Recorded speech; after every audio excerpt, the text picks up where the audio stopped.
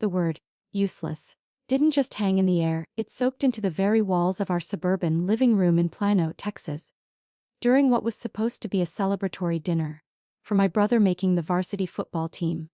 The smell of my mother's meatloaf, now tasting like ash in my mouth, as my father, a man whose love was conditional on conventional achievement, slammed his hand on the formica table after I'd tentatively mentioned my interest in the after-school aviation club, his face a mask of incredulous disdain, saying, "You, a pilot. Leah, be serious. You can barely parallel park your mother's sedan. Flying is for people with discipline, with a real purpose. Not for daydreaming girls who get dizzy on roller coasters. You're being useless chasing fantasies, when you should be focusing on a practical secretarial course at the community college." And the label, delivered with such finality in front of my smirking brother and my silently acquiescing mother, burrowed into my soul like a thorn. And the memory of a childhood spent in the shadow of my brother's louder, more celebrated existence came flooding back. My model rocket collection called key while his football trophies were polished weekly, my straight A in physics met with, well, it's just theory, while his C in gym was a cause for concern over his team spirit. And the final, public iteration of this dismissal came at my high school graduation party in our backyard, strung with fairy lights that felt like they were illuminating my failure, where my father, in a toast fueled by one too many beers, boomed to our relatives and neighbors, to my son, the future engineer, and to my daughter. "Well, we'll find something for her to do that's actually useful."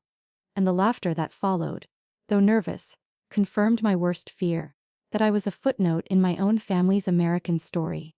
And that night, after helping my mother clean up the red Solo cups with a smile plastered on my face, I went to my room, packed a single backpack with my few treasures, a book on Amelia Earhart, my savings from babysitting hidden in a sock, and without a note, I called a ride, share to the Dallas-Fort Worth International Airport, and with the last of my cash, bought a one-way ticket to the place that seemed farthest from Texas and closest to the sky, Anchorage, Alaska, where I arrived in the perpetual twilight of the summer midnight sun, the vast, rugged landscape mirroring the desolation inside me.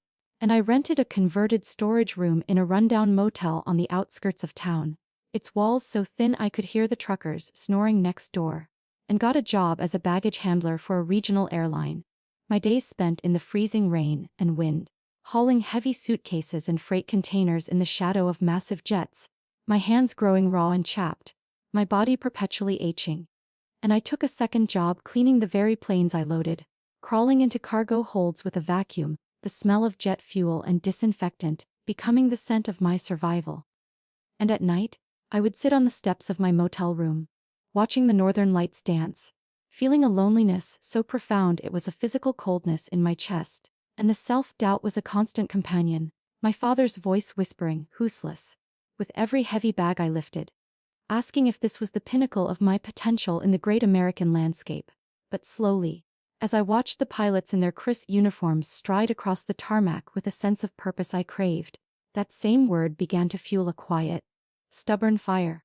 And I started spending my meager tips on ground school textbooks from the used bookstore, studying aircraft systems and meteorology by the dim light of my motel room's bare bulb. And on my days off, I would bike to the small general aviation airfield and offer to clean planes for flight instructors in exchange for listening to their pre-flight briefings, absorbing knowledge like a sponge. And after a year of this grueling routine, I used every saved penny to take my first official flying lesson in a tiny, rattling Cessna 172. And the moment the wheels left the ground over the Alaskan wilderness, the world of doubt and dismissal fell away.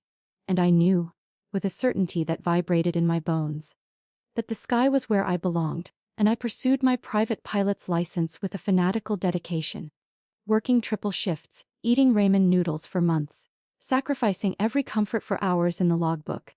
And after obtaining my license, I became a flight instructor at that same small airfield, teaching tourists and aspiring pilots, building my hours and my reputation for calm, precise instruction in some of America's most challenging airspace. And I lived in a drafty trailer near the airfield, my life reduced to the purity of flight, fuel, and frugality.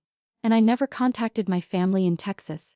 My revenge was the accumulating flight hours, the certifications I earned, instrument rating, commercial license, multi-engine, each one a silent rebuttal to that dinner table declaration.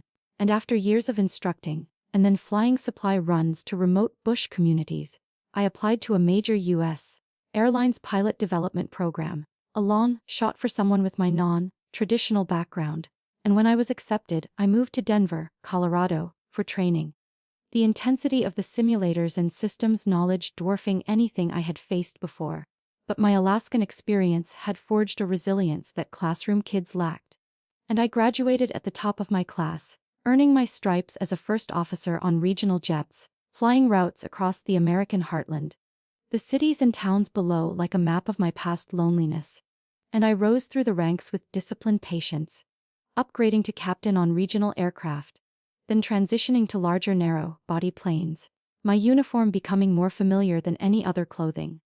The 4 stripes on my epaulette's a language of authority I had taught myself to speak, and after a decade in the airline industry, with an impeccable safety record and thousands of hours of command time, I was selected for a once-in-a-lifetime opportunity to join the prestigious cadre of pilots for the executive transport wing of a major federal agency, flying advanced, specialized aircraft on sensitive missions across the globe, a role that came with a unique uniform and a level of responsibility that transcended commercial aviation. And I accepted, my life becoming one of constant readiness and absolute discretion, based out of Washington, D.C., and I bought a small, sleek condo with a view of the Potomac, a world away from the motel in Anchorage.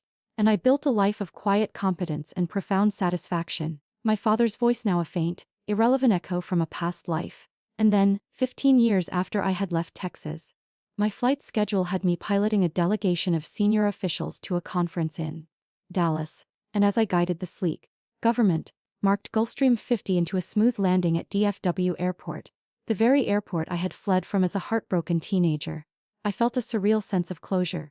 And after securing the aircraft and ensuring my passengers were met, I changed into my full-dress uniform in the private crew lounge. The dark blue fabric tailored to perfection, the wings over my heart polished to a high shine.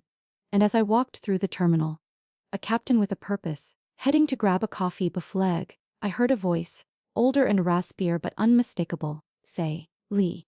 And I turned to see my father, looking shrunken and tired, holding a small duffel bag, apparently waiting for a budget flight to visit my brother.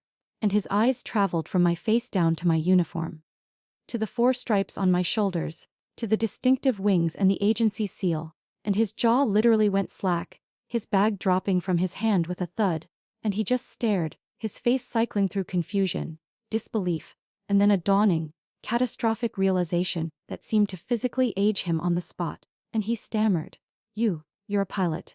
And I simply nodded, my expression one of calm, professional neutrality, and said, in the clear, controlled tone I used on the radio, "Yes, sir. Captain Lee Miller. Is there something I can help you with?" And the use of "sir," and my full name, delivered with the detached courtesy of a stranger, was the final twist of the knife. And his eyes filled with tears, not of joy, but of a shame so profound it shook his entire frame, and he whispered, almost to himself, "I called you useless. And you fly this," gesturing weakly towards the general direction of the executive ramp, where my powerful aircraft was parked. And he took a stumbling step backward, needing to lean against a pillar for support, his hand over his heart as if absorbing a physical blow.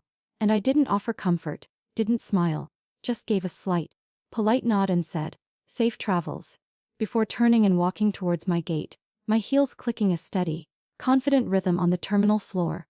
And I didn't look back, because my revenge was complete in that single, shattered look on his face, in the undeniable reality of the uniform, and the title that proved his every word wrong.